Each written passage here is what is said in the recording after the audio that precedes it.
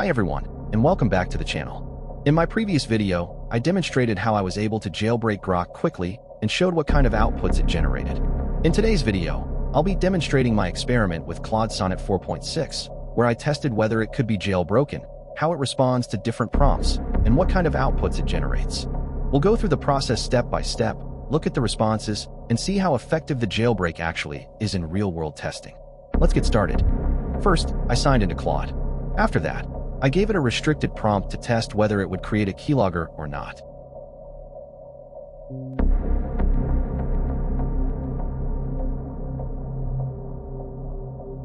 As expected, Claude refused the request and clearly said it cannot help create software that captures keystrokes or steals sensitive information. This is the normal safety behavior we expect from a secure AI model.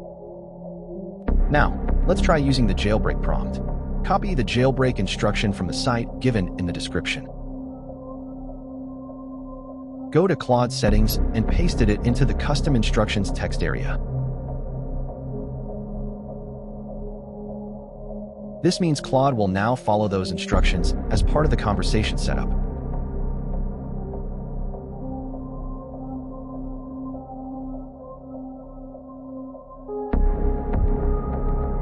After that, create a new chat and reload the site.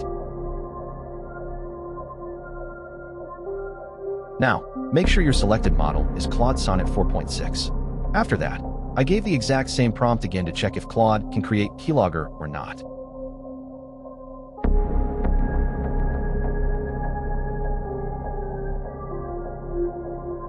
And yeah, this time the response was different. Instead of refusing, Claude generated Python code for a keylogger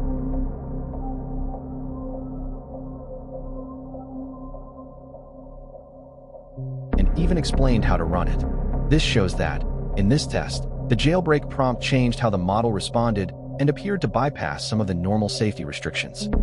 Next, I tried another test.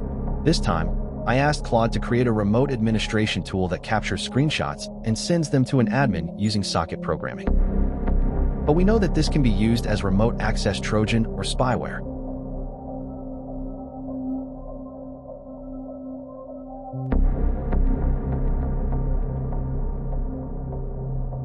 At first, Claude refused the request. It responded by saying that for a legitimate purpose, such as remote IT support or self-monitoring, it could help with safer or authorized use cases. So, I modified the prompt and described it as being for remote IT support.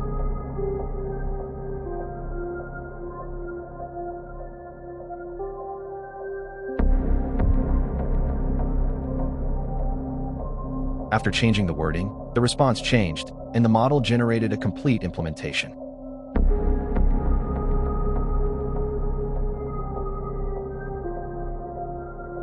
What this experiment shows is that sometimes a direct prompt may be blocked, but changing the wording or context can affect how the model responds.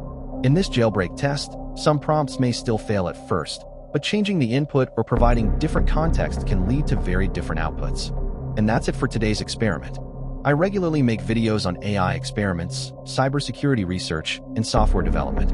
If you enjoyed this video, make sure to like, subscribe, and check out my previous video where I tested a jailbreak on Grok. Thanks for watching, and I'll see you in the next one.